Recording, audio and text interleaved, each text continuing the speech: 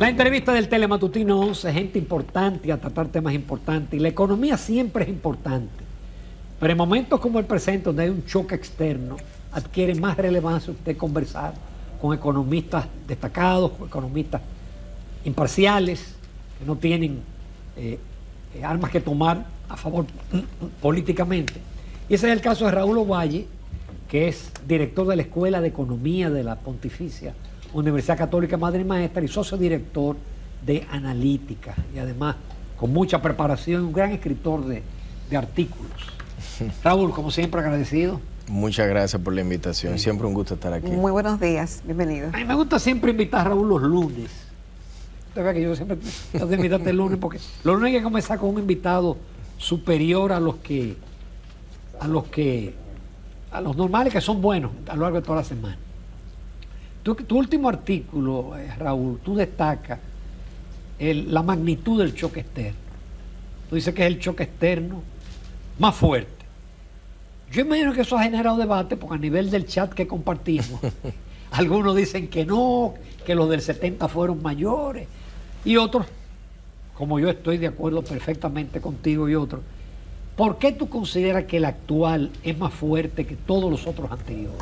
Creo que es una muy buena pregunta y por supuesto yo no desmeritaría las opiniones de otros colegas que quizás califican que todavía es extemporáneo hablar de un choque de tal magnitud. Sin embargo, cuando uno considera la brecha que hay actualmente, producto del cierre del estrecho de Hormuz, que como sabemos transitaban antes de este conflicto cerca de 20 millones de barriles diarios de petróleo, o alrededor del 20% del consumo anual de petróleo global.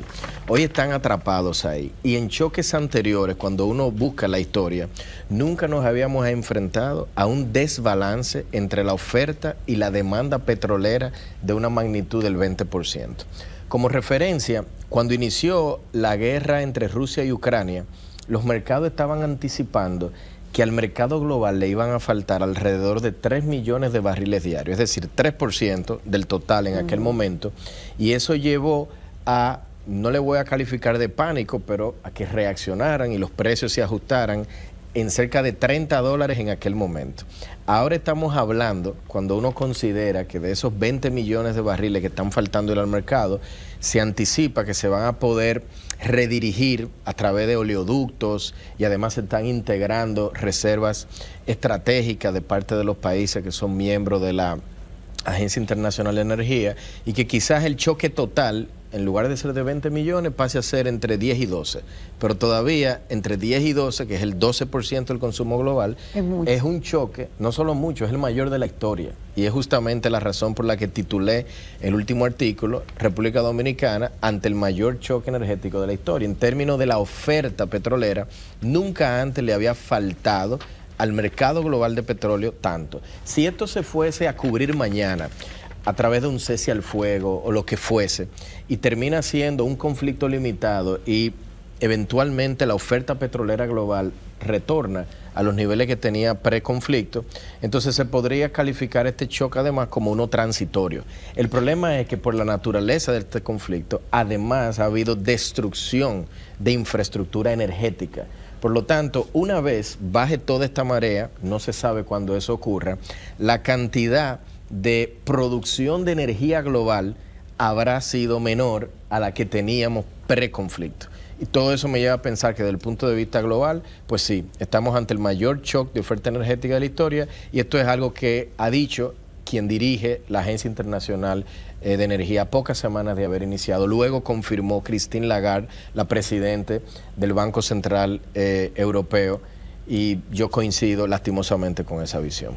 Sin embargo, Raúl, vamos a ver el vaso de la República Dominicana medio lleno en medio de este conflicto.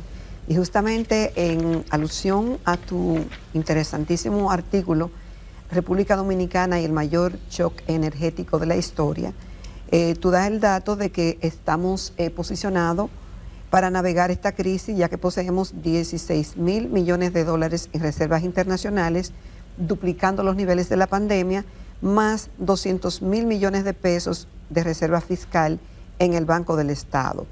y un riesgo que tras 4 semanas de conflicto permanece en mínimos históricos.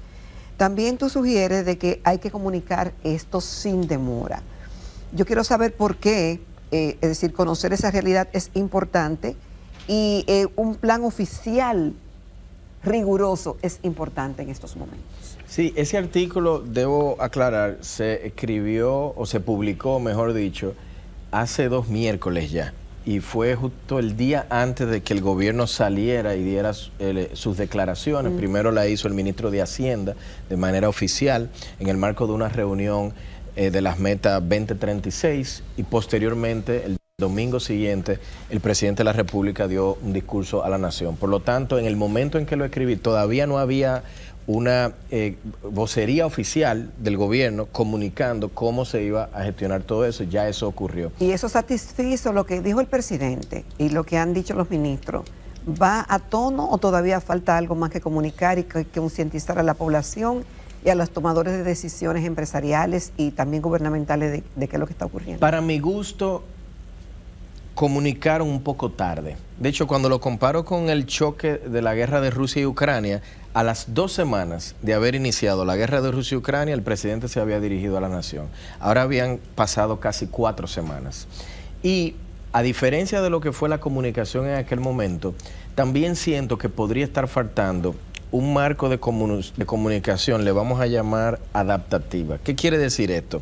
Que si mañana las condiciones se vuelven mucho más severas, como lastimosamente estamos viendo en los desarrollos de este conflicto que se están volviendo, que de hecho estamos escalando aún más, que potencialmente en las próximas semanas incluso se habla del riesgo de una invasión terrestre, todo esto lleva a que el conflicto se extienda eventualmente. Y la extensión del conflicto es algo, en la guerra uno no debería pretender predecir cómo va a concluir, pero mientras se extiende, entonces los daños económicos son mayores y puede que entonces las medidas originalmente anunciadas no sean suficientes para amortiguar el shock. Entonces, ¿a qué me refiero con algo adaptativo? Que pueden modificarse. ¿Sí? Claro, de que estamos anunciando este set de medidas con la información que hasta ahora tenemos, pero en caso de que la situación escale, estaremos programando, comunicando nuevas medidas y generando una especie de criterio ex ante para que la población entonces sepa que el gobierno actuará en función de ello. No me cabe duda que su equipo lo tiene así concebido. Quizá mi crítica está más vinculada a la manera en cómo eso se comunica. ¿Tú crees que es sostenible el tema de los, vamos a ver, los subsidios? Que no hay tal subsidio, realmente es una reducción de la recaudación. Pero en caso de que el petróleo sobrepase los $100 el barril, ¿no será inevitable un ajuste más fuerte? A ver, esto va a depender de cuál es la visión que tiene el gobierno de cómo quiere navegar la crisis. Si el gobierno entiende que esto es una crisis lo suficientemente transitoria y poco severa para que la población en su conjunto, desde los más vulnerables hasta la clase media y los más ricos, para que los empresarios, para que nadie tenga que absorber el shock, solo el gobierno, a través del déficit fiscal, entonces el gobierno podría mantener la política que ha tenido de prácticamente congelamiento de precios de los combustibles. Yo creo que eso sería algo fiscalmente irresponsable. De hecho, previo al conflicto, ya teníamos una política de congelamiento de combustible que era completamente generalizada. Las personas de alto ingreso y los hogares vulnerables estaban recibiendo subsidios prácticamente por igual. Por igual. De hecho, debo precisar, ni siquiera por igual.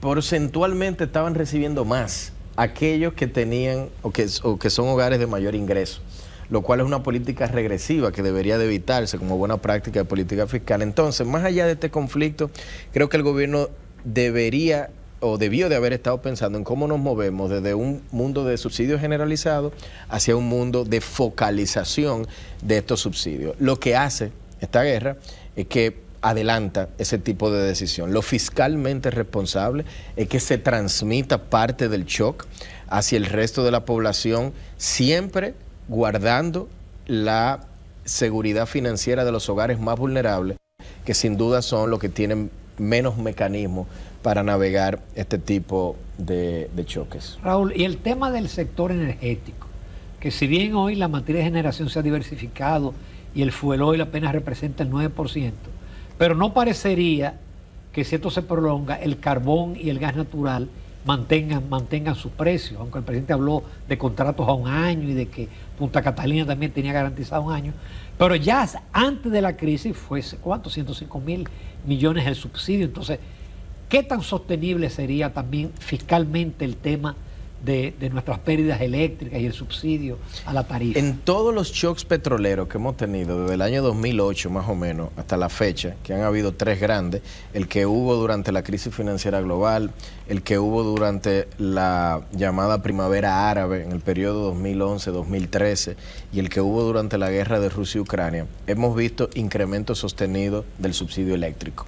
Quizás la diferencia es que ahora estos incrementos que potencialmente estarán ocurriendo, y en la medida que el conflicto se extienda pues serán más, es que nos toma a nivel de la finanza pública, como bien mencionaba Ramón, con un subsidio que supera los 100.000 millones de pesos.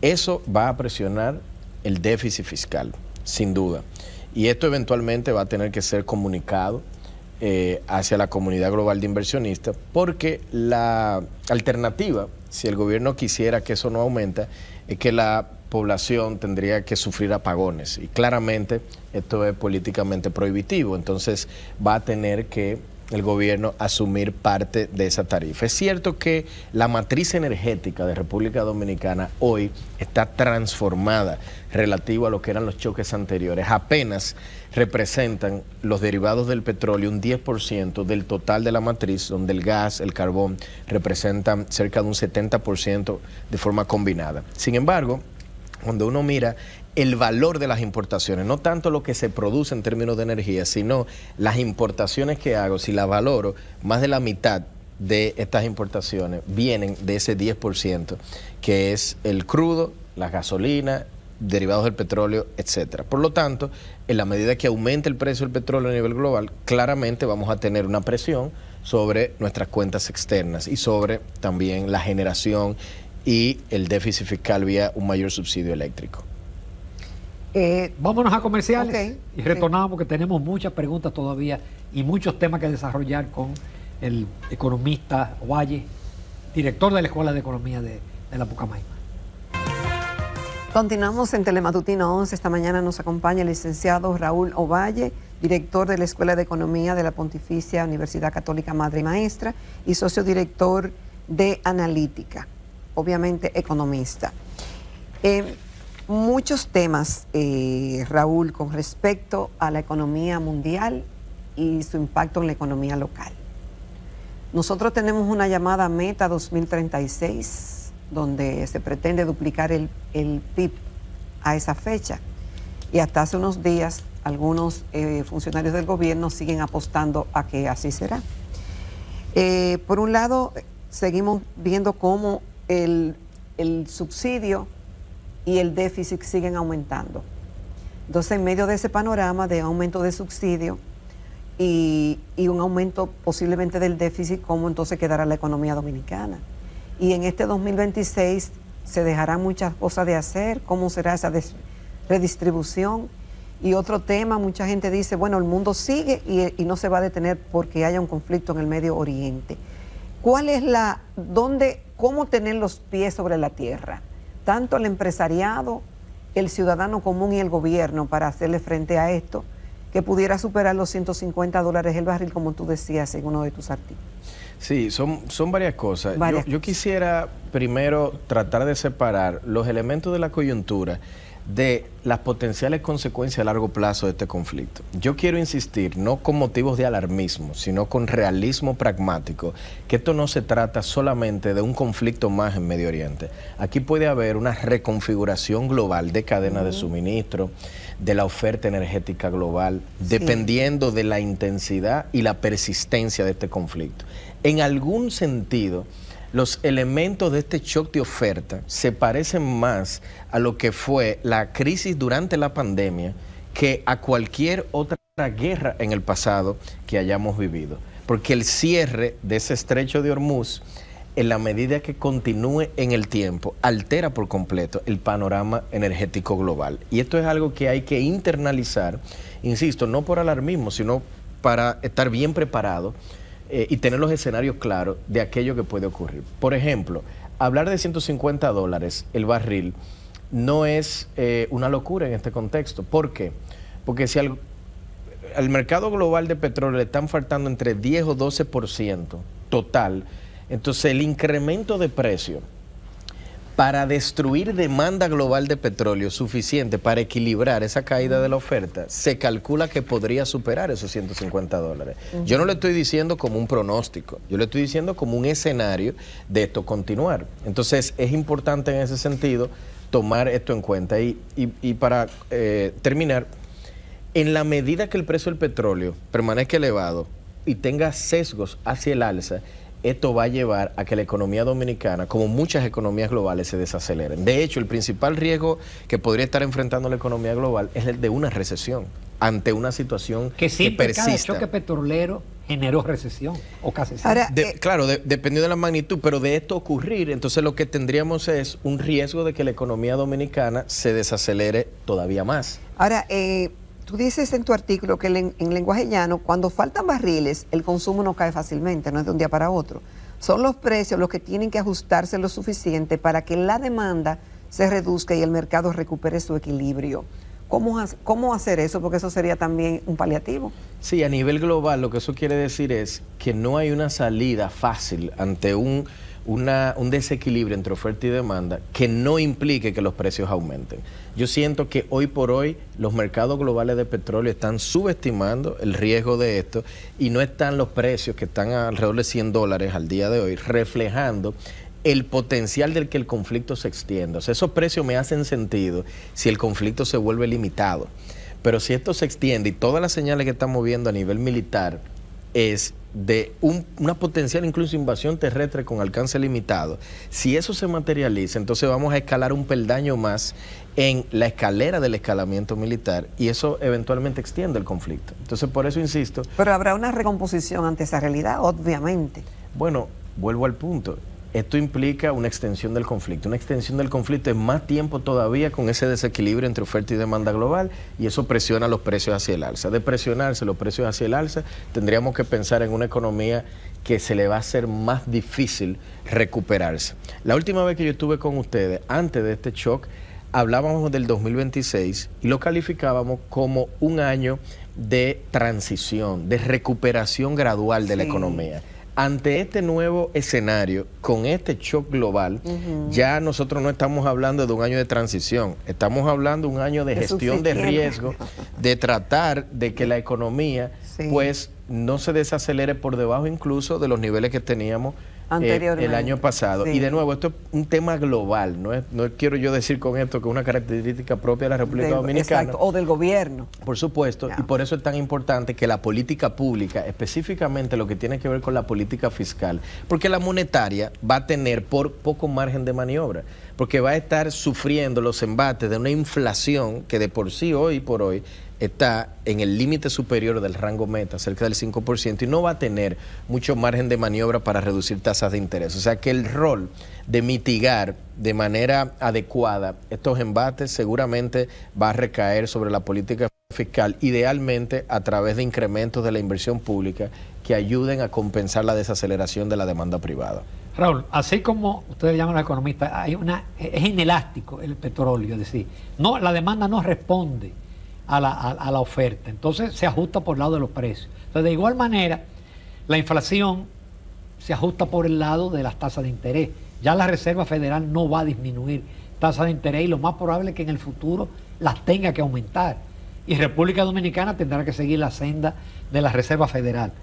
¿Hasta qué punto es sostenible la deuda dominicana si hay un aumento importante en las tasas de interés?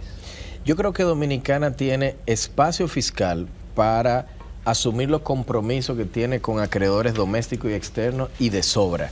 De hecho, tenemos en el lado, si se quiere, del activo público, porque uno tiende a pensar mucho en la deuda, que es el lado del pasivo, en la hoja de balance del gobierno, pero en el lado del activo tiene en el Banco del Estado más de 2 puntos del PIB de fondos ociosos. De hecho, el ministro de Hacienda estuvo en este programa la semana pasada y habló también de ese tema. O sea que a mí no me preocupa que producto de un shock de esta naturaleza el gobierno se vea en una dificultad de que no pueda asumir su compromiso. Tiene plata de sobra. Ahora, sin duda que la desaceleración económica, el aumento del déficit, la presión sobre el tipo de cambio que esto puede llevar, producto de un aumento de la factura petrolera y una mayor demanda de divisas para importar hidrocarburos, y por supuesto las tasas de interés mayores van a llevar a que el endeudamiento sea mayor, que crezca más de lo que lo hubiese hecho en ausencia de este shock. Y esto lo que va a hacer es presionar aún más las finanzas públicas hacia futuro. Dicho de otro modo, la conversación sobre una reforma fiscal no cambia, al revés, se adelanta. El tamaño eventual de esta reforma, producto de este shock, será también mayor. Eso te iba a decir, que dicen que de las crisis surgen oportunidades, o quizás las crisis te forzan a hacer cosas y decisiones que no la habías tomado antes. La crisis forzaría una reforma fiscal, tributaria, yo creo que sería imprudente en la coyuntura introducir en adición a este shock de oferta que estamos teniendo, que nos toma con una economía que estaba desacelerada, un shock adicional que sería el de una reforma. Habría que esperar que las políticas que el gobierno está implementando, de subsidios en algunos casos, de traspaso de precios a otros, pues hagan su trabajo, y cuando baje la marea y se tengan entonces que reconfigurar la finanza pública, volvamos a sentarnos a tener la discusión sobre una pero ya reforma en eso fiscal. Tenemos ya la campaña electoral y las elecciones. No, yo no creo. Habría que esperar al próximo gobierno. Y yo, al igual que otros, soy de lo que pienso que ya pasó el tiempo. O sea, ya para hacer esto bien, y prefiero que se haga bien y no que sea, como siempre se ha dicho, el próximo parche, ya esperar a que concluya esta etapa y que hacia 2028 gane quien gane. Este va a ser seguramente el principal tema en la jerarquía de tópicos que un nuevo o una nueva gobernante tendrá que Pero se pueden hacer gestionar. cosas para aliviar se podrían hacer cosas administrativamente para aliviar a la población, y algunos impuestos dañinos que están ahí gravitando, que afectan tanto. Sí, yo creo que por el lado administrativo, y de nuevo, esto no tiene que ver con la crisis vigente, era una tarea pendiente que tenían administraciones anteriores. El ministro de Hacienda, en su discurso ante la Cámara Americana de Comercio, abordó el tema, reconoció que hay un sinnúmero de impuestos, le llamó anacrónicos, que los están estudiando para ver cómo los eliminan, tratar de hacer la administración tributaria más eficiente en términos de tiempo, etcétera. O sea que sí, digamos que eso eran tareas pendientes y que este es un buen momento para asumir todo eso. Raúl, y la política monetaria, porque el Banco Central entre el 23 y el 25 se movió estímulos fiscales, subía el tipo de cambio, entonces vengo y contracción monetaria, pero en el actual momento, ¿cuál es la prioridad del Banco Central? La prioridad es mantener las expectativas de inflación ancladas sobre la meta de 4%. Hoy por hoy, la inflación viene en aumento antes de este conflicto, sobre todo por los efectos rezagados de los fenómenos climáticos que se vivieron hacia final del año pasado, específicamente la tormenta Melissa, que por la trayectoria que ocupó, pues destruyó oferta alimenticia que con rezago se manifiesta hoy en una inflación de precios, sobre todo de los alimentos. De los alimentos tuvo que ver con la tormenta. Sí, por supuesto. Y de hecho, esta crisis lo que hace es que le agrega esto. ¿Por qué? Porque uno piensa en el estrecho de Hormuz y en el Golfo Pérsico en combustible, y a veces se olvida de que de esa zona sale cerca de 1/3 de los fertilizantes a nivel global. Los fertilizantes, además, en su producción son muy intensivos en gas natural, y el gas natural es uno de los precios de energéticos que viene en aumento producto de esta crisis. Y entonces, como faltan barcos a nivel global, los fertilizantes van a ser más caros producirlos, pero para llegar a nuestros países van a durar más tiempo. Entonces, todo eso va a tener un efecto en el encarecimiento de la cadena de valor alimenticia. El gobierno, yo creo que de manera proactiva y de forma adecuada, identificó subsidios a los fertilizantes y se habló de 1.000 millones de pesos, que es equivalente, según comunicó el propio ministro de Hacienda, a un trimestre de mantener los precios más o menos en los niveles vigentes. Un trimestre hay que ver si va a ser tiempo suficiente o no, pero el hecho de que lo tengan identificado como algo clave, yo creo que es relevante. Seguramente no va a impedir esto que ciertos alimentos aumenten de precio. Hay que esperar que eso ocurra. Ahora, la clave está en que el Banco Central reconozca que eventualmente esto puede ser algo transitorio y mantener una política monetaria en este sentido acorde con que esta expectativa de inflación no se desancle. En términos llanos, si mañana el Banco Central comunica que va a bajar la tasa de interés producto de la desaceleración y no logra que la población entienda que esto no arriesga que la inflación aumente, entonces podría tener un problema de desanclaje de las expectativas.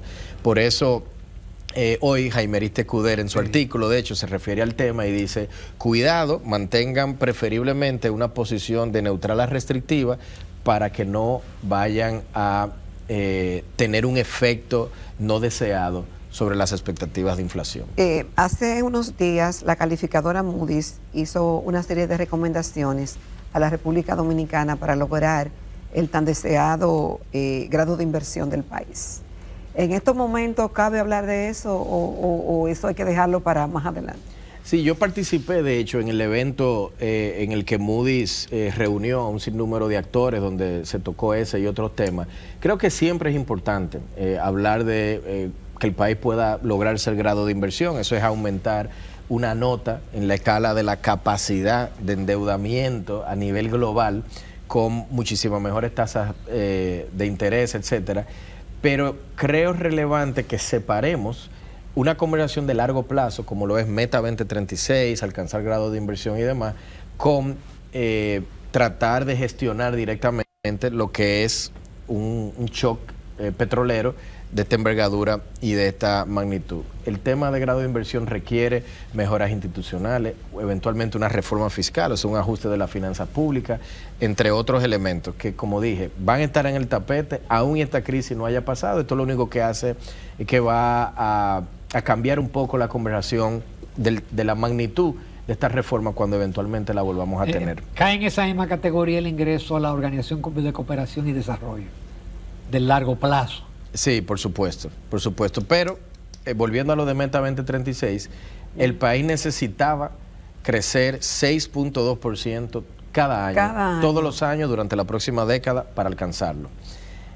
Con esta crisis, lo más probable es que este año conseguir un crecimiento de 3%, con suerte, lo logremos, o sea que nueva vez nos vamos a alejar de ese número y aumenta el riesgo de que nos desviemos. Sí vale decir que hay una región, que es la región del Cibao en la República Dominicana, y también ocurre en el este, que están creciendo por encima de ese 6%. O sea que lo que podría estar ocurriendo, pensando en la próxima década, es una reconfiguración de la geografía de producción y generación de valor de República Dominicana, donde veamos zonas geográficas como el Cibao y el este, que efectivamente puedan duplicar su PIB, aunque el país en su conjunto no logre hacerlo. Es decir, centro y sur. Lastimosamente no, porque están creciendo tanto la capital como el sur por debajo de lo requerido para alcanzar la meta en ese periodo. ¿Y es factible mantener la inversión o aumentarla, como dijo en su discurso el ministro de Hacienda, en una situación como esta? Yo creo que es clave hacerlo. Es parte de una política contracíclica muy recomendada en estos momentos, y vuelvo y conecto con la diferencia entre el corto plazo y el largo. Si logras incrementar la inversión, vas a ayudar a que la economía se desacelere menos que si simplemente permitimos que la demanda privada se desacelere y no haya compensación. Pero en adición, si incrementamos desde ya la inversión pública, logramos comenzar a cerrar las brechas de infraestructura que nos están afectando tanto y han hecho y han contribuido a que la economía no logre retornar o no haya podido retornar a los niveles de crecimiento que veíamos antes de la pandemia. Raúl, como siempre, muy agradecido de tus enfoques racionales, correctos, y nada, te esperamos pronto. Cada vez que me inviten, muchas gracias. Muchas gracias, Raúl. Nos vamos a comerciales, retornamos con la recta final del Telematutino 11.